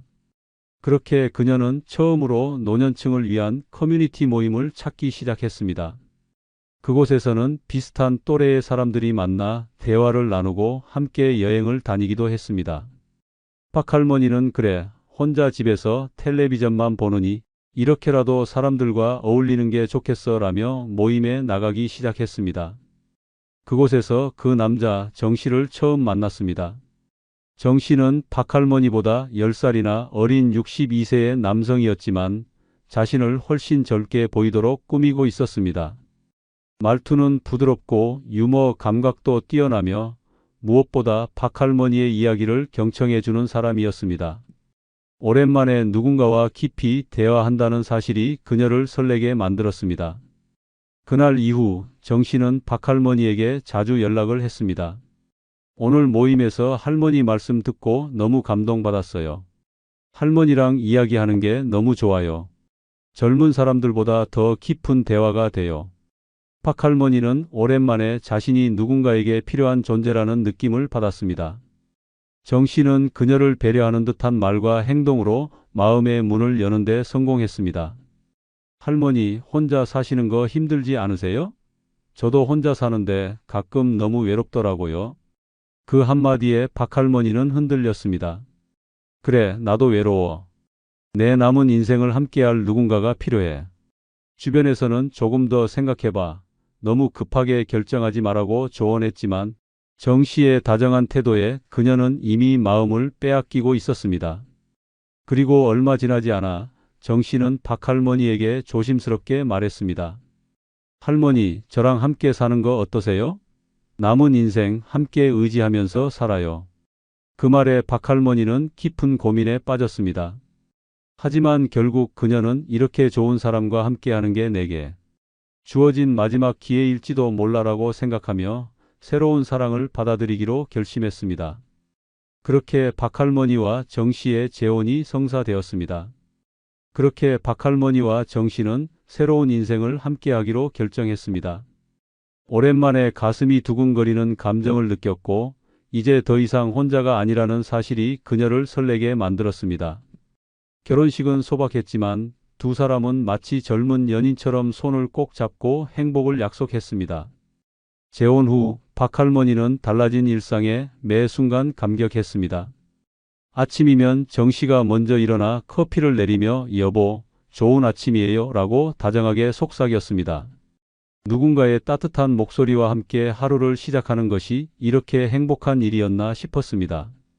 둘은 시장에 함께 가고 손을 꼭 잡고 공원을 산책하며 우리가 이렇게 늙어서도 사랑할 줄 몰랐지? 라며 서로를 바라봤습니다. 박 할머니는 오랜만에 여자로서의 감정을 되찾았고 정 씨의 젊고 활기찬 에너지가 그녀를 다시 생기 넘치게 만들었습니다. 하지만 무엇보다 가장 달라진 것은 밤의 외로움이 사라졌다는 것이었습니다. 혼자 살 때는 차가운 침대가 너무 넓고 밤마다 뒤척이며 깊은 한숨을 내쉬던 날들이 많았습니다. 하지만 이제는 곁에 따뜻한 온기가 느껴졌고 정 씨가 옆에서 다정하게 손을 잡아주며 잘 자요라고 속삭였습니다. 박 할머니는 마치 잃어버린 청춘을 되찾은 듯한 기분이 들었습니다. 이제는 혼자가 아니야. 내 옆에는 이 사람이 있어. 그렇게 재혼 후의 삶은 꿈처럼 완벽했습니다. 박 할머니는 정 씨와 함께 늙어가며 인생의 마지막을 따뜻하고 행복하게 보낼 수 있을 것이라 확신했습니다. 하지만 이 행복이 오래가지 못할 거라는 사실을 그녀는 아직 알지 못했습니다.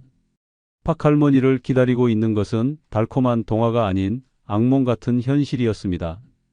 첫 번째 이상한 징후는 바로 돈이었습니다. 정 씨는 처음에는 돈에 대해 아무 말도 하지 않았습니다. 하지만 몇 달이 지나면서 이제 우리도 함께 사는 부부인데 경제적으로 같이 하는 게 맞지 않아? 라는 말을 자연스럽게 꺼내기 시작했습니다. 박 할머니는 크게 개의치 않고 생활비를 조금씩 보태주기 시작했습니다. 하지만 이상하게도 정 씨의 지출은 끝이 없었습니다. 여보, 나 이번에 사업을 하나 해보려고 하는데 투자금이 조금만 필요해. 요즘 허리가 아파서 병원비가 많이 들어. 조금만 도와줄 수 있어? 정 씨는 돈이 필요할 때마다 부드럽고 다정한 말투로 부탁했습니다. 박 할머니는 사랑하는 남편이니 당연히 도와줘야 한다고 생각했지만 점점 이상한 기분이 들었습니다. 돈을 줘도 그가 어디에 쓰는지는 알 수 없었고 항상 새로운 이유로 돈을 필요로 했습니다. 하지만 그보다 더 충격적인 것은 따로 있었습니다. 어느 날 박 할머니는 우연히 정 씨의 휴대폰을 보게 되었습니다. 원래는 볼 생각이 없었지만 화장실에서 들리는 희미한 속삭임이 그녀를 불안하게 만들었습니다. 그래, 나 지금 잘하고 있어. 곧 다 끝나. 조금만 기다려. 박 할머니는 가슴이 철렁했습니다. 누구와 통화하는 걸까? 그녀는 침착하게 정 씨가 자리를 비운 사이 휴대폰을 살펴보았습니다. 그리고 그곳에서 믿을 수 없는 메시지를 발견했습니다.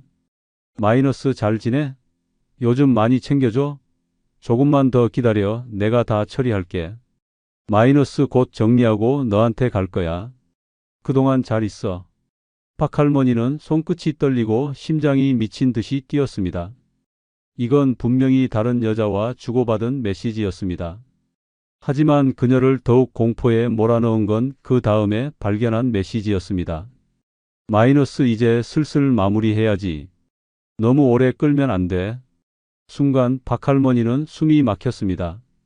마무리한다는 게 무슨 뜻이지? 그제야 그녀는 자신이 완전히 모르는 사람과 살고 있다는 사실을 깨닫기 시작했습니다. 하지만 이제 후회해도 늦었습니다.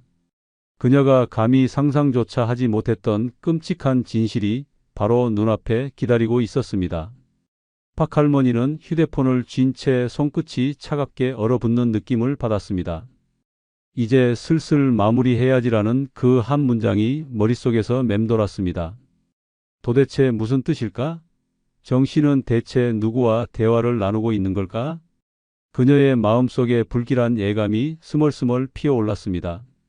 그날 밤 박 할머니는 평소처럼 정 씨 옆에서 누웠지만 마음은 이미 그가 누구인지조차 알 수 없는 낯선 존재를 옆에 두고 있는 듯 했습니다. 잠들어야 하는데 도무지 눈을 감을 수 없었습니다. 혹시라도 자신이 의심하고 있다는 걸 눈치챈다면 정 씨는 어떻게 나올까? 그녀는 조용히, 아주 조용히 정 씨의 숨소리를 들으며 그의 진짜 정체를 밝혀내야겠다고 결심했습니다. 다음 날 박 할머니는 일부러 아무 일 없던 듯 행동했습니다. 하지만 속으로는 정 씨가 정말 믿을 만한 사람인지 확인해야 한다는 생각뿐이었습니다. 그녀는 정 씨 몰래 집안 여기저기를 뒤지기 시작했습니다. 서랍장, 책장, 옷장까지. 그러나 별다른 증거는 나오지 않았습니다. 그러던 중 옷장 구석 깊숙한 곳에서 작은 서류 봉투 하나를 발견했습니다. 박 할머니는 손을 덜덜 떨며 봉투를 열어보았습니다. 그리고 순간 온몸이 얼어붙었습니다. 이건 뭐지? 그 안에는 여러 개의 신용카드 명세서 그리고 자신의 이름으로 개설된 대출 서류가 들어 있었습니다. 박 할머니가 한 적도 없는 대출. 그녀의 이름으로 수천만 원이 빠져나간 흔적이 있었습니다. 박 할머니는 그대로 주저앉았습니다. 이게 다 뭐야? 내 돈이, 내 이름이 왜 이런 식으로 사용된 거지? 그제야 모든 퍼즐이 맞춰졌습니다. 정 씨는 처음부터 그녀의 돈을 노리고 접근한 것이었습니다. 다정했던 말들, 따뜻했던 손길, 밤마다 속삭이던 애정 어린 말들은 모두 거짓이었던 것입니다. 하지만 아직 끝이 아니었습니다. 박 할머니는 이 사실을 알게 된 이상 더 이상 가만히 있을 수 없었습니다. 그녀는 곧장 은행으로 달려가 계좌를 확인했고 예상했던 것보다 훨씬 많은 돈이 빠져나간 사실을 알게 되었습니다. 그리고 더욱 끔찍한 진실이 기다리고 있었습니다. 은행 직원이 말했습니다. 할머니, 지난번에도 오셨잖아요. 오늘 또 오신 이유가 있나요? 박 할머니는 당황했습니다. 내가 여기 온 적이 있다고요? 네, 며칠 전에 젊은 여자분이랑 같이 오셔서 대출 상담도 하셨잖아요. 할머니가 직접 사인까지 하셨는데 박 할머니는 숨이 막혔습니다. 젊은 여자? 나랑 같이 왔다고? 난 그런 적이 없는데? 그리고 순간 그녀는 떠올렸습니다. 정 씨가 어딜 다녀온다고 하고 사라졌던 날들. 혹시 그가 자신을 사칭할 누군가와 함께 은행을 다녀간 것은 아닐까? 그녀는 그 자리에 주저앉고 말았습니다. 모든 것이 명확해졌습니다. 정 씨는 처음부터 그녀를 이용하려고 접근했고 그녀의 재산을 갈취하기 위해 사기극을 벌이고 있었던 것입니다. 하지만 더 큰 문제는 그가 아직 그녀와 같은 집에 살고 있다는 것. 이제 박 할머니는 선택해야 했습니다.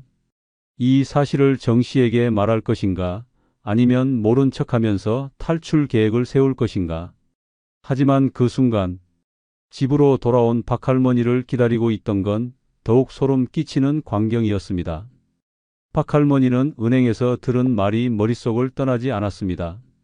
젊은 여자와 함께 대출 상담을 했다는 은행 직원의 말. 이 여자는 누구이며 왜 나를 사칭한 걸까? 그녀는 온몸이 떨렸습니다. 하지만 더 무서운 건 그 사람이 지금도 자신의 재산을 노리고 있다는 사실이었습니다. 집으로 돌아가야 할까? 아니면 지금이라도 경찰에 신고해야 할까? 혼란스러운 마음을 안고 집에 도착했을 때 박 할머니는 평소와 다른 집안 분위기를 감지했습니다. 문이 살짝 열려 있었고 집 안에는 낯선 향수 냄새가 퍼져 있었습니다.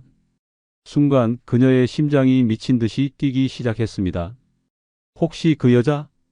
그리고 그녀는 거실에서 믿을 수 없는 광경을 목격했습니다. 소파에는 젊고 화려한 옷차림을 한 여자가 다리를 꼬고 앉아 있었습니다. 그녀는 마치 자신의 집처럼 편안한 태도로 앉아 있었고 옆에는 정 씨가 담배를 피우며 미소를 짓고 있었습니다. 아, 오셨어요? 낯선 여자가 박 할머니를 보며 태연하게 인사를 건넸습니다. 마치 오래된 지인처럼. 하지만 박 할머니는 이 여자를 본 적이 없었습니다. 정 씨는 별일 아니라는 듯 웃으며 말했습니다. 여보, 내가 소개할 사람이 있어. 이 사람 내 조카야. 너한테 말했었잖아. 조카? 박 할머니는 순간 머릿속이 하얘졌습니다. 한 번도 조카 이야기를 들은 적이 없었는데 그녀는 그제야 깨달았습니다. 이 여자가 바로 은행 직원이 말한 젊은 여자라는 사실을. 박 할머니는 침착하게 물었습니다. 그래, 조카라면 왜 내 집에 와 있는 거지? 그러자 젊은 여자는 웃음기 어린 목소리로 대답했습니다. 이제 이 집은 우리 집이니까요. 순간 박 할머니의 머리가 쭈뼛서는 느낌이 들었습니다. 우리 집? 정 씨가 재빨리 말을 덧붙였습니다. 여보, 괜한 오해는 하지 마. 요즘 혼자서 사는 게 불안하다면서? 그래서 조카가 가끔 도와주러 올 거야. 그러나 그 순간 박할머니는 소름이 돋았습니다. 이건 단순한 방문이 아니라 그녀의 모든 것을 빼앗으려는 계획이었습니다. 그녀는 정신이 번쩍 들었습니다. 이대로 있으면 나는 이 집에서도 쫓겨날 거야. 아니, 더 끔찍한 일이 벌어질 수도 있어. 그녀는 이제 선택해야 했습니다. 모르는 척하며 탈출 계획을 세울 것인가, 아니면 지금 당장 이들의 정체를 폭로할 것인가. 하지만 그 순간 젊은 여자가 의미심장한 미소를 지으며 박할머니를 바라보았습니다. 할머니, 우리 오래오래 잘 지내봐요. 같이 사는 거니까 뭐든 공유해야겠죠? 그녀의 목소리는 마치 모든 것을 소나기에 쥐었다는 듯한 자신감으로 가득 차 있었습니다. 박할머니는 속으로 생각했습니다. 이 사람들은 내 모든 걸 가져가려고 한다. 그리고 나는 지금 그 함정 안에 갇혀 있다. 박할머니는 눈앞의 현실이 믿기지 않았습니다. 분명 사랑하는 남편이라고 믿었던 정 씨가 이제는 자신의 집을 차지하려는 낯선 여자와 함께 앉아 있는 모습을 보고 있었습니다. 젊은 여자는 능글맞게 웃으며 같이 사는 거니까 공유해야 한다고 했습니다. 그녀가 말한 공유란 도대체 무엇을 뜻하는 걸까? 그 순간 박할머니는 이 사람들이 단순히 돈을 빼앗으려는 것이 아니라 자신을 완전히 제거하려 한다는 끔찍한 예감이 들었습니다. 정 씨는 느긋한 표정으로 소파에 기대앉아 박할머니를 바라보았습니다. 여보, 왜 그렇게 놀란 얼굴이야? 가족끼리 서로 도우면서 사는 게 당연한 거지. 박할머니는 숨이 턱 막혀오는 느낌이었습니다.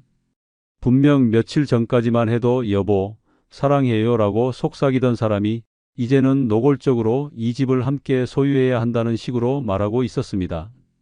그러자 젊은 여자가 갑자기 입을 열었습니다. 할머니, 사실 할머니가 가진 것들을 좀 더 효율적으로 관리하는 방법을 알려드리고 싶어요. 관리?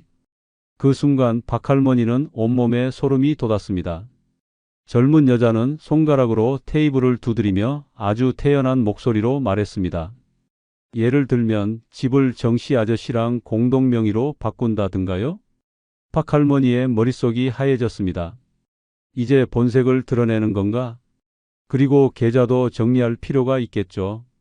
혼자서 관리하기엔 힘드실 테니까요.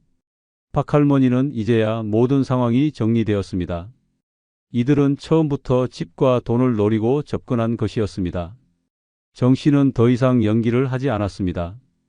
여보, 난 우리가 서로 신뢰하면서 사는 게 좋겠어. 공동명의로 바꾸는 게 우리한테도 좋잖아? 우리한테? 아니, 너한테겠지. 박할머니는 침착해야 했습니다. 지금 이 자리에서 반발한다면 어떤 일이 벌어질지 몰랐습니다. 그녀는 애써 미소를 지으며 말했습니다. 그래, 갑자기 그런 얘기를 하니까 놀랐어. 근데 이런 건 변호사랑 상담해보고 해야 하지 않을까? 정 씨와 젊은 여자는 눈빛을 교환하며 희미한 미소를 지었습니다. 할머니가 원하시면 그렇죠. 하지만 너무 복잡하게 생각할 필요 없어요. 그냥 믿으시면 돼요. 이제 박할머니는 확신했습니다. 이들은 자신을 서서히 궁지로 몰아가고 있었습니다. 그녀가 이대로 있으면 모든 걸 빼앗기고 말 것입니다. 하지만 단순히 재산을 빼앗기는 것에서 끝날까? 박할머니는 본능적으로 느꼈습니다. 이들은 자신을 오래 곁에 두고 싶어 하지 않는다는 것을. 이제 박할머니에게 남은 선택지는 단 하나였습니다. 이 집에서 살아서 나가는 것이었습니다. 그녀는 천천히 숨을 들이마셨습니다. 그리고 탈출 계획을 세우기 시작했습니다. 박할머니는 심장이 미친 듯이 뛰고 있었지만 겉으로는 최대한 평온한 척했습니다. 정 씨와 그 젊은 여자가 이제 완전히 자신을 궁지로 몰아넣으려 한다는 걸 깨달았기 때문입니다. 공동명의로 집을 바꾸자 계좌를 관리해 주겠다. 이들의 말은 결국 자신을 완전히 빈털터리로 만들겠다는 계획과 다름없었습니다. 그러나 박할머니는 여기서 무작정 반발할 수 없었습니다. 이제 이 집에서 나가기 전까지는 어떤 행동도 조심해야 한다. 그날 밤 박할머니는 침대에 누워 조용히 생각했습니다. 이 집을 나가려면 어떻게 해야 할까? 먼저 경찰에 신고할 수 있을까? 하지만 문제는 그녀가 신고할 명확한 증거가 없다는 것이었습니다. 단순히 집을 공동명의로 바꾸라고 한다. 계좌 관리를 하겠다고 한다는 말만으로는 법적으로 문제가 되지 않았습니다. 그렇다면 변호사를 찾아갈까? 하지만 지금 당장 이 집을 나가지 않으면 그 기회조차 주어지지 않을 것 같았습니다. 결국 유일한 방법은 자연스럽게 나가면서 이들을 따돌리는 것뿐. 그녀는 아침이 되자 태연한 표정으로 정 씨에게 말했습니다. 당장 집을 바꾸는 건 부담스러우니까 며칠만 생각해 볼게. 그리고 조용히 계획을 실행에 옮기기 시작했습니다. 박할머니는 자연스럽게 장을 보러 나가겠다고 했습니다. 정 씨와 젊은 여자는 의심하지 않았습니다. 그래요, 갔다 오세요. 하지만 박할머니는 장을 보러 간 것이 아니었습니다. 곧장 은행으로 가서 남은 돈을 인출한 후 변호사를 만나 상담을 받았습니다. 그리고 그녀는 변호사의 조언을 듣고 즉시 경찰에 신고했습니다. 경찰이 정 씨와 젊은 여자의 사기 및 재산 편취 의도를 조사하기 시작했습니다. 그리고 놀랍게도 정 씨는 과거에도 노인을 대상으로 같은 수법을 써온 전력이 있었습니다. 박할머니는 단 하루 만에 모든 걸 정리한 뒤 경찰과 함께 집으로 향했습니다. 집에 들어서자 정 씨와 젊은 여자는 태연하게 앉아 있었습니다. 여보, 장은 잘 봤어요? 그러나 경찰이 등장하는 순간 정 씨의 표정이 완전히 굳었습니다. 젊은 여자는 손을 덜덜 떨며 뒤로 물러섰습니다. 경찰은 그들을 사기 및 협박 혐의로 체포했고 추가 조사에서 그들이 다른 피해자들에게도 같은 수법을 사용했다는 사실이 밝혀졌습니다. 결국 정 씨는 실형을 선고받았고 젊은 여자는 공범으로 처벌받았습니다. 박할머니는 모든 걸 빼앗길 뻔했지만 마지막 순간 용기를 내어 자신의 인생을 지켰습니다. 그녀는 이 모든 사건을 겪으며 깨달았습니다. 외로움이 사람을 망칠 수도 있다. 그러나 그녀는 이 일로 한 가지 더 배웠습니다. 다시 혼자가 되는 건 무섭지 않다. 진짜 무서운 건 가짜 사랑에 속아 모든 걸 잃는 것이다. 그리고 그날 이후 박할머니는 다시는 누구에게도 자신의 삶을 쉽게 내어주지 않겠다고 다짐했습니다. 이제 그녀는 혼자지만 더 이상 외롭지 않았습니다. 그녀는 다시 태어난 듯한 기분으로 새로운 삶을 시작했습니다. 끝까지 시청해 주셔서 감사합니다. 구독과 좋아요 부탁드립니다. 감사합니다. 이번 영상은 70세 정할머니가 10살 연하와 재혼하고 벌어진 드라마틱한 이야기를 들려드리겠습니다. 먼저 구독, 좋아요 부탁드립니다. 정할머니는 여느 때처럼 혼자서 저녁 식사를 마쳤습니다. 혼자 사는 지 10년이 넘었지만 여전히 밥상을 마주할 때마다 허전함이 느껴졌습니다. 한때 이 테이블에는 남편과 자식들이 둘러앉아 도란도란 이야기를 나누곤 했지만 이제는 오직 TV 소리만이 집안을 채울 뿐이었습니다. 그녀의 남편은 10년 전 먼저 세상을 떠났습니다. 자식들은 모두 제 가정을 꾸려 바쁘게 살고 있었고 점점 연락도 뜸해졌습니다. 낮에는 그럭저럭 시간을 보낼 수 있었습니다. 시장에 가고 근처 공원에서 지인들과 수다도 떨며 하루를 보내면 괜찮았습니다. 하지만 밤이 되면 상황이 달라졌습니다. 밤은 유독 길고 적막했습니다. TV를 틀어놓아도 라디오를 켜놓아도 쓸쓸함은 사라지지 않았습니다. 깊어지는 외로움 속에서 문득 이런 생각이 들었습니다. 내가 이렇게 혼자 늙어가도 괜찮은 걸까? 한때는 혼자 사는 것도 나쁘지 않다고 여겼습니다. 오랜 결혼 생활 동안 희생하고 맞춰야 했던 삶에서 벗어나 오롯이 자신을 위한 삶을 살고 있다고 생각했습니다. 하지만 나이가 들수록 혼자라는 것이 편안함보다 두려움으로 다가왔습니다. 밤에 갑자기 몸이라도 아프면 어쩌지? 혹시라도 넘어져서 일어나지 못하면 누가 날 도와줄까? 누군가 곁에 있어준다면 이 적막한 시간이 덜 외롭지 않을까? 이대로 혼자 늙어가는 것이 맞는 걸까? 정할머니는 침대에 누워 눈을 감았습니다. 하지만 쉽게 잠이 들지 않았습니다. 베개에 얼굴을 묻고도 눈을 감은 채 뒤척이고도 여전히 외로움이 그녀를 감쌌습니다. 누군가 내 옆에서 따뜻하게 손을 잡아주면 얼마나 좋을까? 이따금씩 친구들이 재혼을 권유하기도 했습니다. 이 나이에 무슨 재혼이냐며 웃어넘겼지만 요즘 들어 그 말이 자꾸만 머릿속을 맴돌았습니다. 실제로 몇몇 지인들은 늦은 나이에 좋은 사람을 만나 재혼 후 행복하게 살고 있다고 했다. 그들의 밝은 얼굴을 보면 혹시 나도 다시 사랑할 수 있을까? 하는 희망이 피어올랐습니다. 나도 다시 한번 누군가를 만나볼까? 그렇지만 망설여졌습니다. 혹시라도 재혼을 했다가 후회하면 어쩌지? 낯선 사람과 다시 관계를 만들어가는 것이 쉽지 않을 텐데. 이미 늙은 나이에 새로운 사람을 받아들이는 게 가능할까? 혼자 사는 삶이 외롭지만 재혼이 정답일까? 이 고민이 밤새도록 그녀의 머릿속을 떠나지 않았습니다. 그렇게 깊어지는 밤, 외로움은 더욱 깊어졌습니다. 정할머니는 아침이 되자마자 창문을 활짝 열었습니다. 상쾌한 공기가 들어오긴 했지만 마음속 공허함은 여전했습니다. 밤새 외로움에 잠 못 이루던 생각이 계속 머릿속을 맴돌았습니다. 이제는 정말 누군가가 필요할지도 몰라. 그날도 평소처럼 동네 시장을 들렀습니다. 오래된 단골 가게에서 과일을 사고 익숙한 길을 따라 발걸음을 옮겼습니다.